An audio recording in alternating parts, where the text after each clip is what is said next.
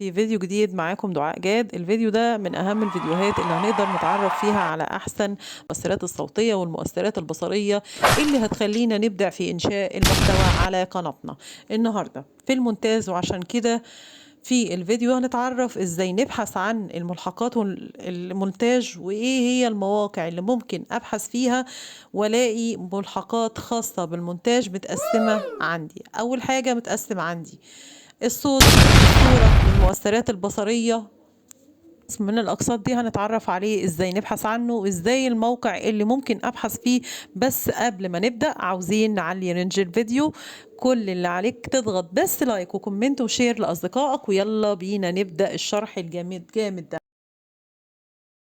يعتبر متكامل بنسبة 90%، علشان بيوفر لي تقريبا جميع ملحقات المونتاج اللي ممكن أحتاجها. مؤشرات صوتية وفيديو وموسيقى وفيديو، والمواقع دي متقسمة ليا الملحقات ومنظماها ليا في أقسام بشكل منظم جدا.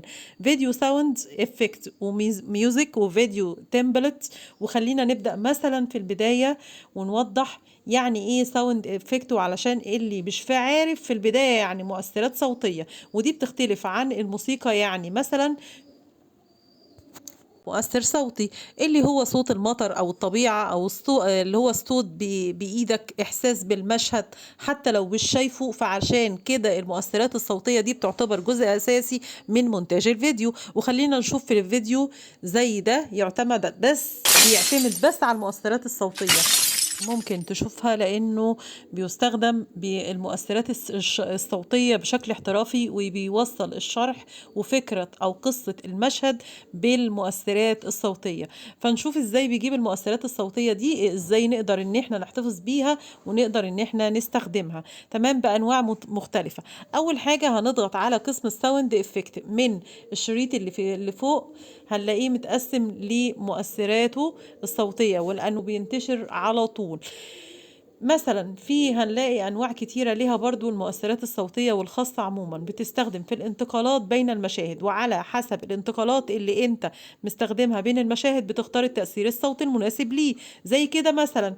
بعد كده ولو جينا للمؤثرات الصوتيه الخاصه بالطبيعه، هنلاقي فيها مثلا صوت المطر، النار، اللي هي مثلا في الحاجات الاصوات اللي بتحصل في الصبح، صوت الطبيعه وهكذا. في كل دي أمثلة لصوت الطبيعة مثلا، والأصوات اللي هي الطبيعية. طيب، جدا زي الطيور، وبشكل مجاني نقدر نحملها ونلاقي عندي طبعا أصوات الحيوانات. وهنلاقيه برضو منظمني كل حاجة مع بعضها، القطط مثلا، الكلاب، كل الكلام ده هنلاقيه هو عامل لي ليه في كل حاجة القسم الخاص بيها. تمام. لو ضغطنا طبعا على السهم هنلاقي مطلع لي كل حاجة بشكل منتظم. ولو ضغطت طبعا على الصوت هقدر ان انا اسمع الصوت دوت بطريقة جميلة. وهتلاقي بقى عندك الوقت بتاع الصوت 8 ثواني 10 ثواني على حسب ما انت عايز. هتقدر تحمل الصوت اللي انت محتاجه على الفيديو بتاعك، حمله. هنبدأ ان احنا نحفظه على جهاز الكمبيوتر الخاص بينا. موقع على التليفون يا جماعة مفيش اي مشكلة فيه، نقدر نستخدم الموقع بتاعنا على جهاز التليفون. نجيب الفيديوهات المختلفة اللي هتساعدنا في مونتاج الفيديو بتاعنا.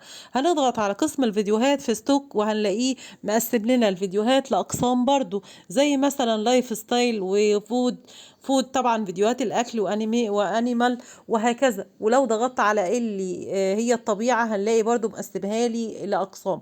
وبرضو زي وهكذا. مثلا لو ضغطت على هيديني فيديوهات للنار، هيديني طبعا فيديوهات للنار بالشكل ده. وهكذا بباقي الأقسام. مثلا لو جينا على مور فيديو هنلاقي أقسام تانية بالشكل ده. مثلا لو اخترت انترو هيديني فيديوهات هتساعدني في عمل انتروهات بالشكل ده طبعا. ولو عاوز انزل اي فيديو بشكل ببساطة هنضغط على داونلود. بعد كده بنيجي للموسيقى. طبعا الموسيقى هي الجزء الثالث او القسم الثالث من صناعة المحتوى. تمام. هضغط عليها وهلاقي مجموعة برضو كبيرة جدا وتشكيلة رائعة، وهنلاقي منها مقسم لي لأقسام برضو. مثلا لو اخترت انواع موسيقى درامية هتديني موسيقى تنفع للمشاهدة الدرامية. طيب لو اخترت موسيقى مثلا فيها إثارة تنفع للمشاهد الموجود فيها إثارة.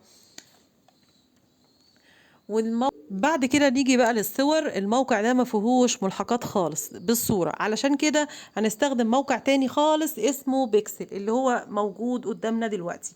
وده موقع هتلاقي فيه صور وفيديوهات برضو ممكن تستخدمها في المونتاج. مثلا لو كتبنا في السيرش باك جراوند، فطبعا هيقدر يطلع لي صور وخلفيات مفيش يعني في جودتها، وفي منتهى السهولة هقدر ان انا اعمل لها تنزيل.